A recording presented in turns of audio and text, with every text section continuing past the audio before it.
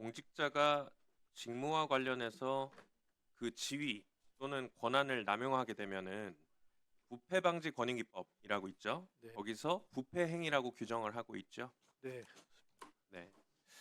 그리고 현직에 있는 공직자가 다른 공직자에게 본인 또는 가족과 관련된 사적인 일을 하도록 시켰다면 그 지위 권한을 남용한 것이 맞죠. 예, 그렇게 판단됩니다. 네, 그러니까 말인즉슨 형법 123조 직권남용죄에 해당이 돼서 이것도 이제 처벌 사안입니다. 우리 PPT 한번 봐주세요. 그 최근 보도에 따르면 한덕수 총리가 국무총리 비서실 내에 3호 대응팀을 꾸렸다는 이야기가 있습니다. 만약 이게 이 사실이라고 한다면 부패 행위에 해당하는 거 맞습니까? 아닙니까? 저 내용만 보고는 제가 뭐라고 말씀드리기가 좀 어려울 것 같습니다. 네. 그러니까 지금 이제 가설적으로 얘기를 하는 건데 3호 대응팀, 그러니까 가족과 관련해서 어떤 리스크를 관리하는 이 행위나 이 기구를 만든다면은 가설적으로 봤을 때는 이거는 부패 행위에 해당이 됩니다. 근데 우리 그 박경원 정무실장님 네, 박경원입니다. 지금 이런 얘기가 왜 나온지 모르겠는데 이거 3호 대응팀 운영 중에 있습니까? 제가 알고 있지 않습니다. 네. 이거 제가 답변 드리겠습니다. 네, 잠시만요. 이 다음 슬라이드 봐주세요. 지금 얘기를 보면은 들어보면 이 비서실 내에 지금 저렇게 빨간색으로 표기된 이 조직들이 활동을 하는 걸로 의심이 된다고 하는데 확실히 아닌 거는 맞는 거죠? 제가 한 말씀만 드려도 되겠습니까, 의원님? 네, 주세요. 예, 네. 저희 실이 정무실이라서 오해가 계신 것 같은데요.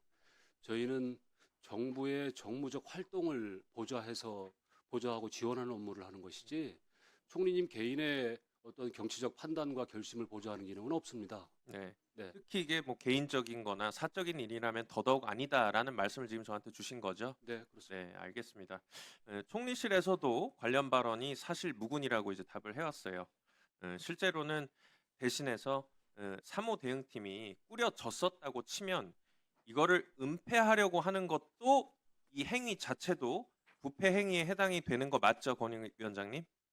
그럴 수 있겠습니다. 네. 자, 다시 국무총리 시장님께 좀 여쭤볼게요. 한덕수 총리 3호 대응팀이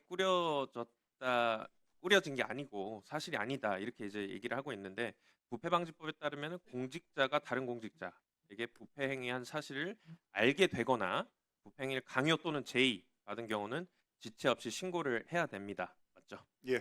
네. 조정 시장님 혹시 3호 대응팀 관련해 가지고 뭐 제의를 받거나 지시하신 적 있으세요? 전혀 없습니다. 네. 아까 그리고 뭔가 말씀 주시려고 했던 것 예. 같아요. 이 3호 대응팀이라는 건 전혀 사실이 아니라는 걸 말씀드리려고 했습니다. 네. 알겠습니다. 그렇다면 다시 권익위원장님, 그 한덕수 총리 3호 대응팀 관련해서 혹시 권익위로 부패행위 신고 들어온 것 있나요? 전혀 없는 것으로 알고 있습니다. 네, 이게 지금 계속해서 회자가 되고 기사화가 되는 것들을 보면서 우려가 돼서 하는 얘기이기도 합니다. 사실이 아니었으면 저도 좋겠어요. 혹시라도 이런 관련된 사실을 저는 어떤 공무원이라도 이게 꼭 국무총리 비서실이 아니어도 국무조정실이라도 또 다른 어떤 조직이라도 어떤 공무원이라도 이런 일이 일어나고 있다면 반드시 목격 지시 신고를 해야 된다고 생각이 됩니다. 왜냐하면 다들 아시는 것처럼 국가공무원법 아까도 이제 다른 의원님 질의 시간에 나왔지만 이게 정치적인 행위를 공무원이 하면 안 되고 하게 되면은 징역 3년 이하의 징역에 그 징역을 살아야 되는 거고 또 공소시효도 깁니다. 10년이라서 언제든지 조사를 할 수 있는 게 있기 때문에 꼭 신고를 해주십사 하는 거고요.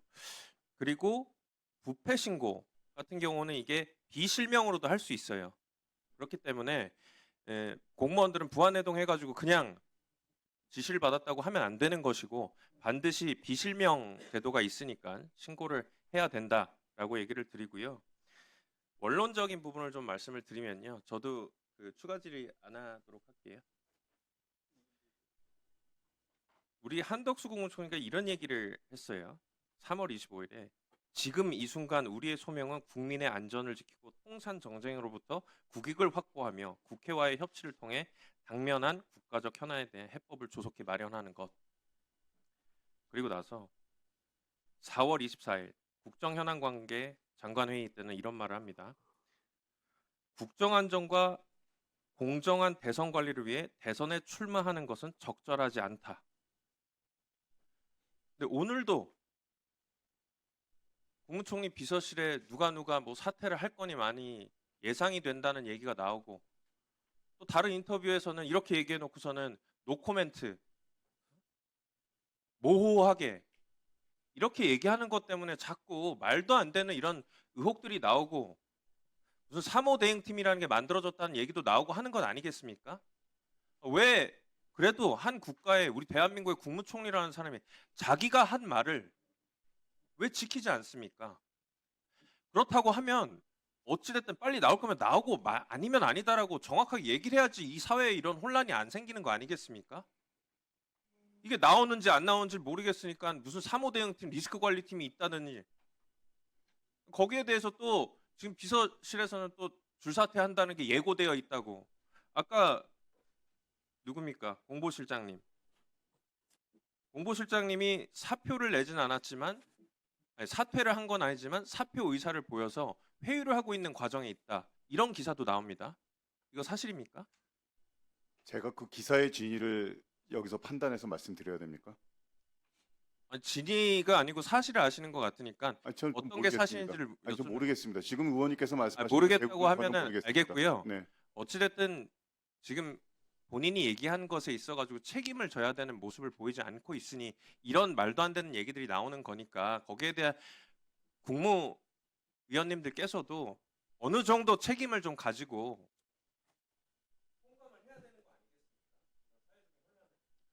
저는 뭐 총리께서 아까 3월 25일 날 말씀하신 그대로 국정 현안에 매진하고 계시다고 생각을 합니다. 그럼 뭐 국정 현안에 매진한다는 거하고 그거는 뭐 별개의 문제라고 생각을 합니다. 네. 자, 마무리해 주세요. 자, 우리 뭐 여기 우리 김용만 의원님 말하는데 3호 대응팀 이런 게 있었습니까? 총실이 있습니까? 없습니다. 전혀 없습니다.